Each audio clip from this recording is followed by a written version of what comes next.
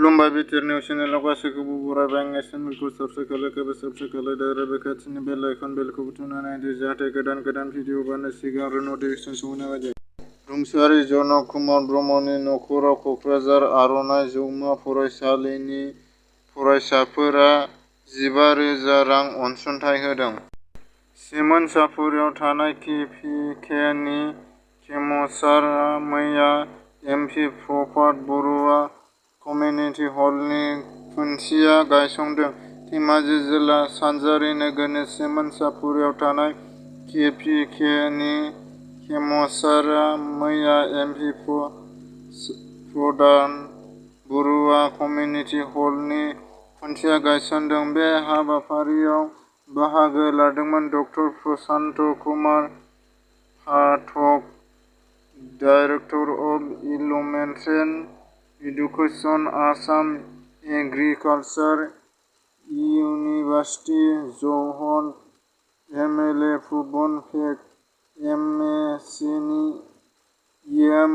मलेन्द्र नार्जारि आरो भबानि दुवाराव सिमोनसापुरि फरायसालिनि गोरायुं सचिब दले, धेमाजि के.पि.के.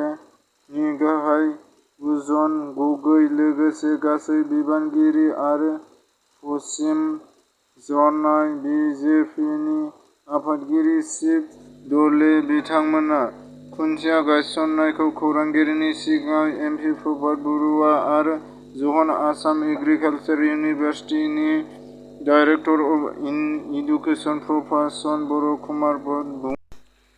मैया उदालगुरि जिल्लानि रिनिउ इक' बस्टारआव गिबि खेबनि थाखाय बि.टि.आर. आव खुंफुंजादों मुलुगनां दावबायारिनि सान। जनक कुमार ब्रह्मनि दुखुथिया नखरखौ कक्राझार आर'नाइ जौमा फरायसालि हाथाइ बाजाराव अनसुंथाइ खांनानै 15,000 रां दान होदों। बि.टि.आर. जानायनि उनावहाय बि.टि.आर. सोरखारा गरखानिफ्राय एम.सि.एल.ए. होनायनि थाखाय गरखा फरायसा आफादआ बि.टि.आर. सोरखारखौ साबायखर बावदों।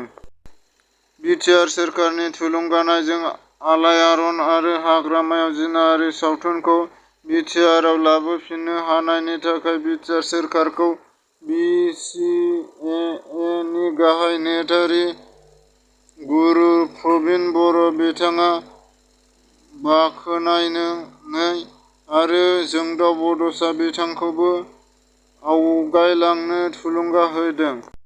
मैया बाक्सा जिल्लानि बेंन्दोआव थानाय आनान्द बाजाराव सालबारि जिल्ला इउ.पि.पि.एल. नि गंब्रै प्राइमारि फारियै रुपापुलि, रायसाथारि, बरपेटा आरो धेकियाजानि बे गंब्रै प्राइमारि इउ.पि.पि.एल. राजखान्थि हान्जानि जिरायथ'नो थाखाय आनान्द बाजार हाबाफारि हाथाइ जिरायग्रायाव मैया मोनसे मावफुंमेल बेखेवनाय जायो। बे मावखुलिखौ बेखेवनानै होयो सालबारि जिल्ला इउ.पि.पि.एल. राजखान्थि हान्जानि लेङाइ आफादगिरि आरो आथिखालनि सालबारि जिल्लानि टि.सि.एल.सि.सि. नि आफादगिरि बियान्द मुसाहारि। बिथांजों लोगोसे बिथाङा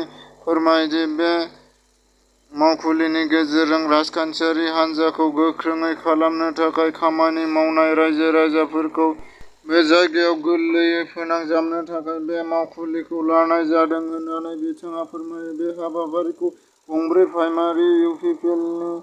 नि चेयारमेन बिथांमोनजों लोगोसे ओनसोलनि दैदेनगिरिफोराबो बाहागो लानानै हाबाफारिखौ जाफुंसार खालामदों। बाक्सा जिल्लायाव सालबारिनि हासेन आली मुंनि सेंग्राया गोमानानै दङ। बरपेटा र'डनिफ्राय मानास र'ड गामि हाबनाय लामायाव साखा खबनै गारिजों गाज्रियैनो जाब्रबथाय।